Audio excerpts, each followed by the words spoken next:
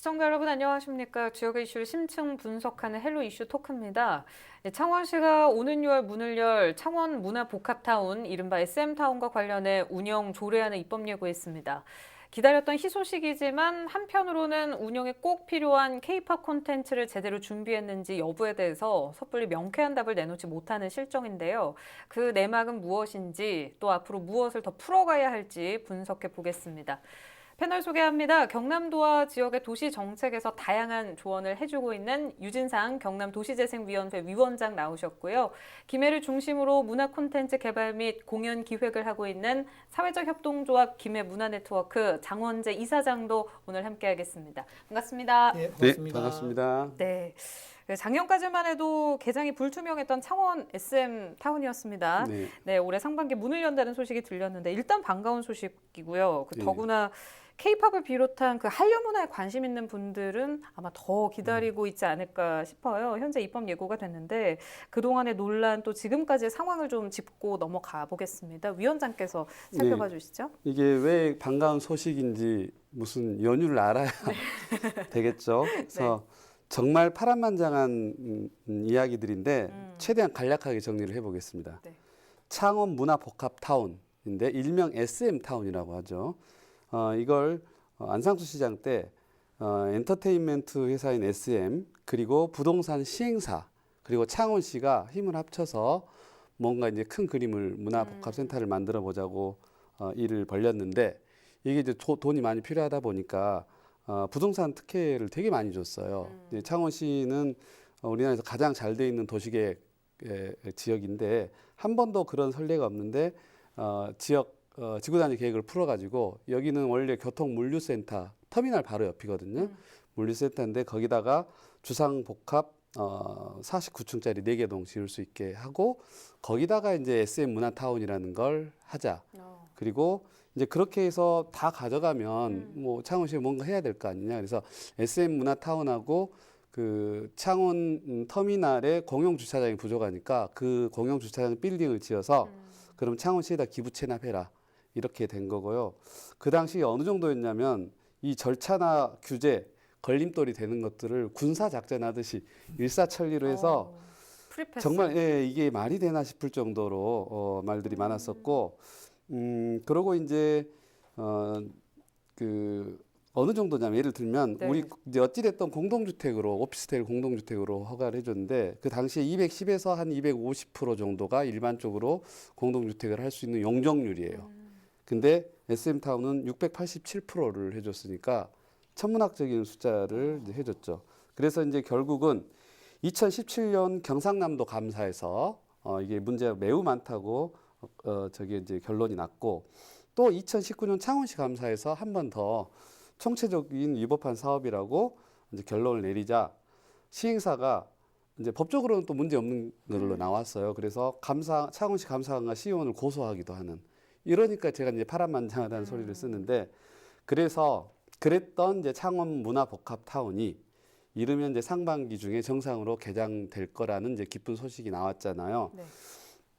이게 그 기쁜 소식이 이제 뭐냐면 버스터미널 공영 주차장과 SM타운 이 문화센터 이 두 개를 기부 체납하는 건이 창원시 의회 본회의를 통과했고 그 다음에 이제 관리 운영 조례안이 입법을 예고했기 때문에 아마 3월중에 통과될 거라고 봐요. 그러면 빠른 속도로 진행을 하면 뭐 이건 이제 우리의 바람일 뿐이지만 6월쯤에 혹시 정상 개관하지 않을까 하고 기대를 하고 있는데 중요한 것은 알맹이가 있어야 개장을 할 거니 하드웨어는 이제 됐지만 그래서 이제 희소식인데 이게 정말 희소식이 되려면 우리가 여기서 오늘 정책들을 잘 내놔야겠죠. 네, 알겠습니다. 어떤 콘텐츠로 앞으로 또 선보일지 그 이야기에 대해서 좀 나눠보겠습니다.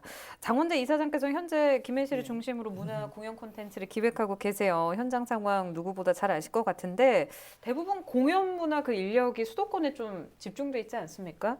이런 부분이 SM타운 건립 관련해서 어떻게 좀 해소가 될까 관심을 쭉 갖고 지켜보실 것 같아요. 상반기 개소 소식 듣고 어떠셨어요?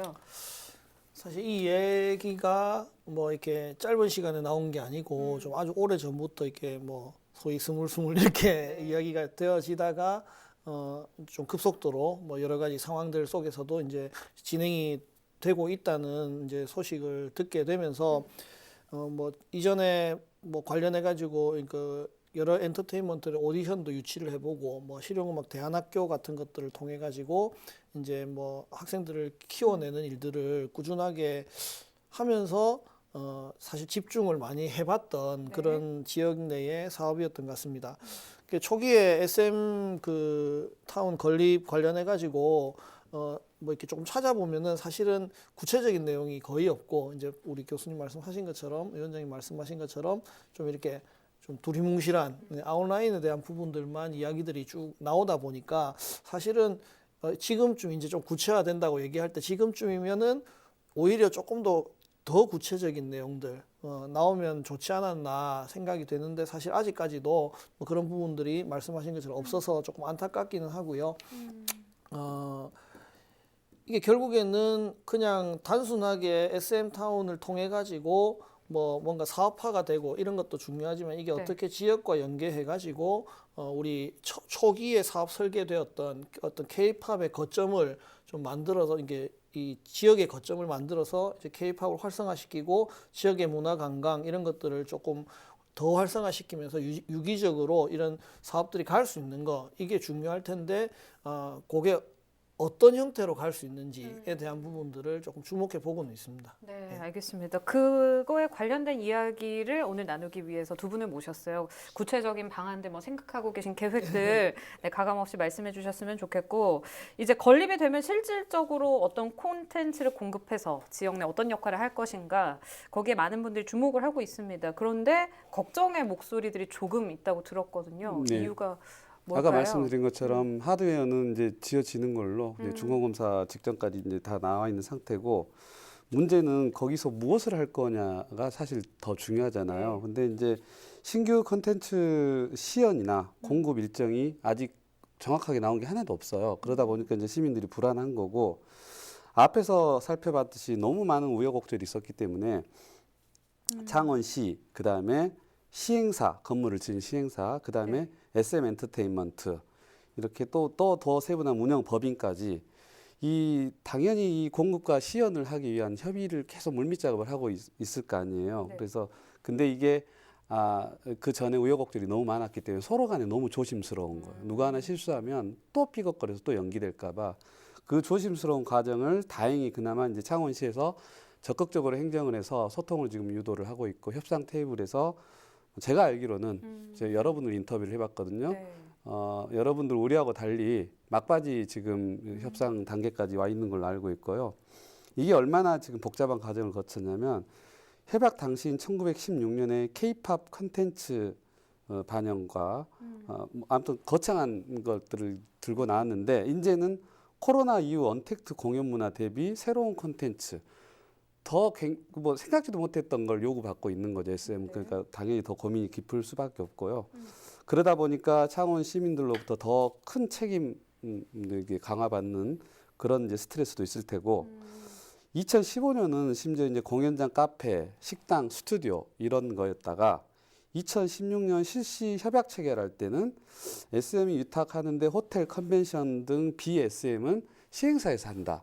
뭐 이렇게 또 협약을 했다가 2017년, 18년에는 XM이 직접 운영을 포기하고 이 프랜치화해서 다른 주체가 이제 운영을 하자 이렇게 했다가 심지어 그때는 SM은 물품만 공급하고 빠지겠다 뭐 이런 이야기까지 뭐 우여곡절이 많았기 때문에 지금 이제 뮤지엄, 아카데미 그다음에 미디어 그리고 코로나 이후 이렇게 이제 대충 정리가 된 것 같아요.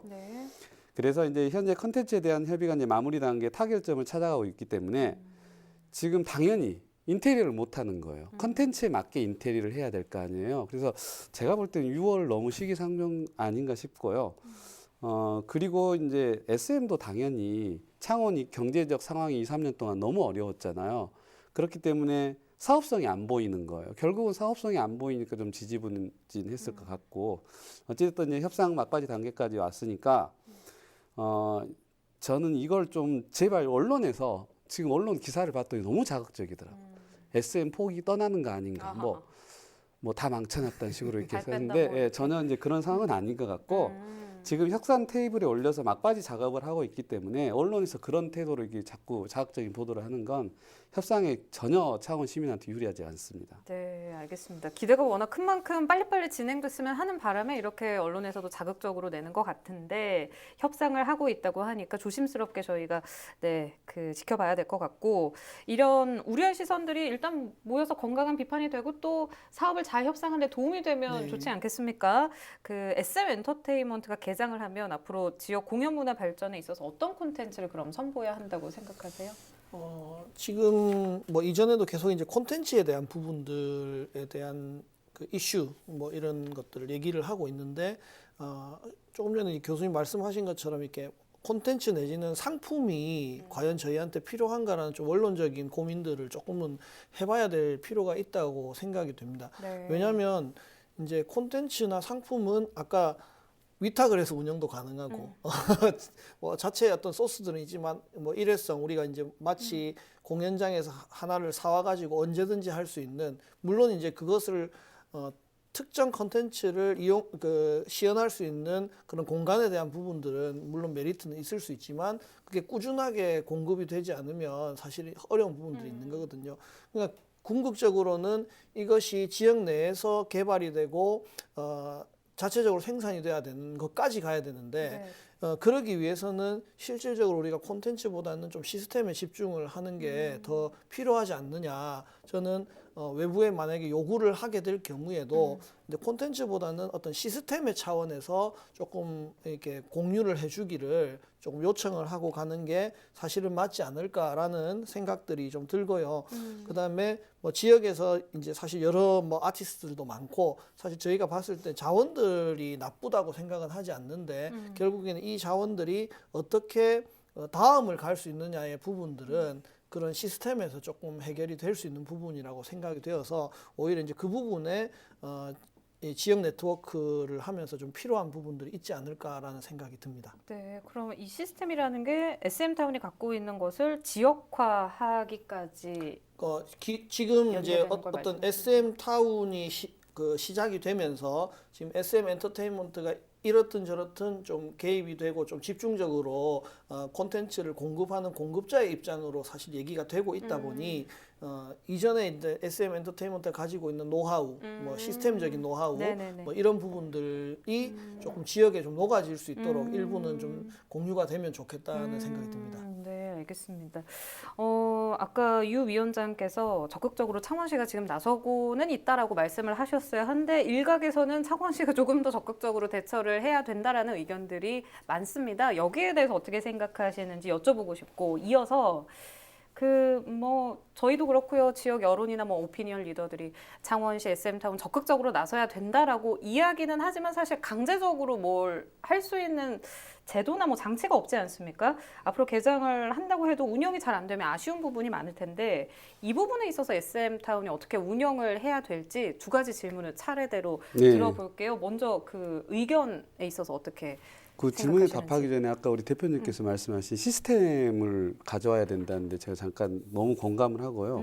예를 들면 저희 한 5, 6년 전에 우리 CG 영화 되게 많이 하잖아요. 네. 외국에다 CG 한 번씩 이렇게 의뢰를 하면 기본이 1,000억, 500억, 1,000억을 요구를 해서 우리나라 CG 잘하는 사람들 다 모여서 직접 만들었어요. 근데 지금은 세계 최고 수준의 CG를 이제 견인을 하고 있거든요.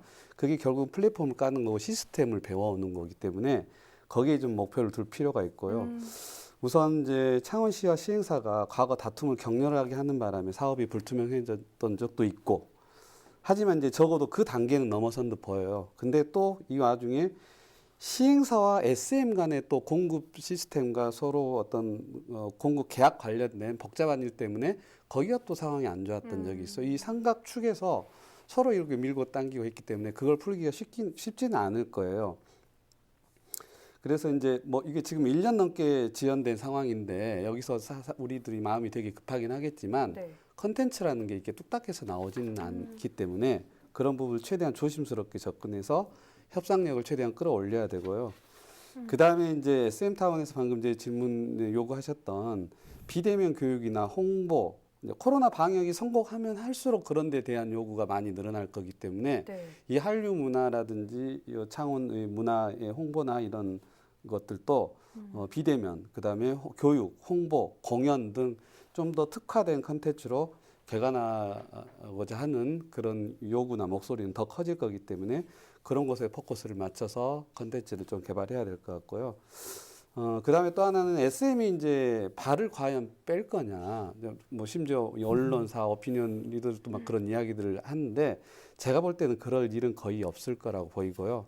어떠한 컨텐츠와 프로그램을 가지고 이제 운영할지 그게 결정이 돼야 결국 또 시설과 장비가 들어오거든요. 근데 그것들이 꽤 시간이 걸리기 때문에 너무 급하게 6월을 핑크빛을 막 터뜨리지 말고 충분한 그런 장비의 수준이나 이런 것까지 생각을 기왕 오래 기다린 거 창원시가 협상력을 발휘해서 지금 긴밀하게 협의가 진행되고 있는 게 확인되었기 때문에 네. 그걸 하면 좋겠고 궁극적으로는 이게 이제 SM타운이 하려고 했던 게 영남 지역 문화 콘텐츠의 최고 거점을 만들겠다는 목표였거든요. 네. 그 원래 했던 거기에 충실하면 될 것 같아요. 너무 많은 생각을 하지 말고. 그리고 이제 또 하나 경남도와 협력하는 방안도 좀 생각해 볼 필요가 있는데 네.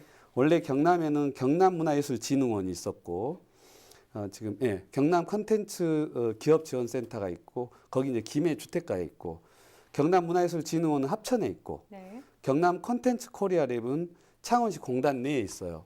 다 공통점이 접근성이 어렵습니다. 네. 근데다가 원래 이제 경남문화예술진흥원이 영화면 영화, 그림이면 그림, 예술 콘텐츠면 이렇게 분리해서 역할을 잘하고 있었는데 이제 전 이제 지사 시절에 그게 이제 분리를 시키는 바람에 영역이 확 쪼그라들었기 때문에 지금 굉장히 좋은 기회죠. 경남에서도 이런 이제 공간이나 이런 게 필요하기 때문에 경남과 긴밀히 협조하면 좋은 효과를 볼 수 있을 거라고 생각합니다. 알겠습니다. 경남에서도 이거를 지원할 수 있는 뭐 구체적인 방안이나 정책들이 마련됐으면 하는 바람이 있고요. 최근 인기 있는 한 오디션 프로그램에서 그 정홍일이라는 김해 출신 지역 가수가 많은 사랑 받고 있습니다. 또 잘 알고 계신다고 하는데 우리 지역에서 이런 인재를 지원해 줄 수 있는 여건들이 있으면은 더 좋았지 않았겠냐 이런 아쉬운 말들이 요즘 또 나오고 있습니다. SM타운이 개장 이전에는 뭐 창원시든 SM 엔터테인먼트든 그 확실하게 콘텐츠 개발 아니면 뭐 여러 가지 측면에서 권한의 범위가 좀 확실하게 딱 정해져야 되지 않을까 이런 생각이 있거든요. 여기에 아쉬운 부분 많게 느껴지실 것 같은데 어떠세요?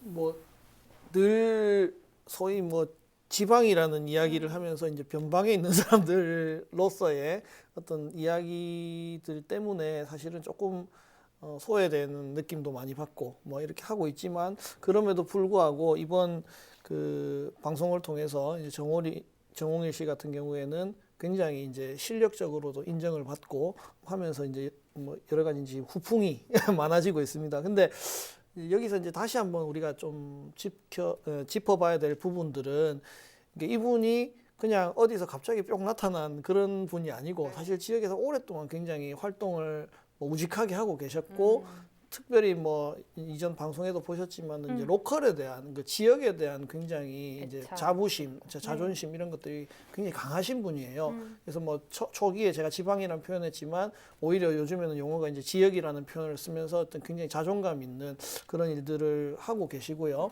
그래서 저희가 이제 이런 걸 볼 때 어떤 지역 안에서 사실 자원이 나쁘지 않다.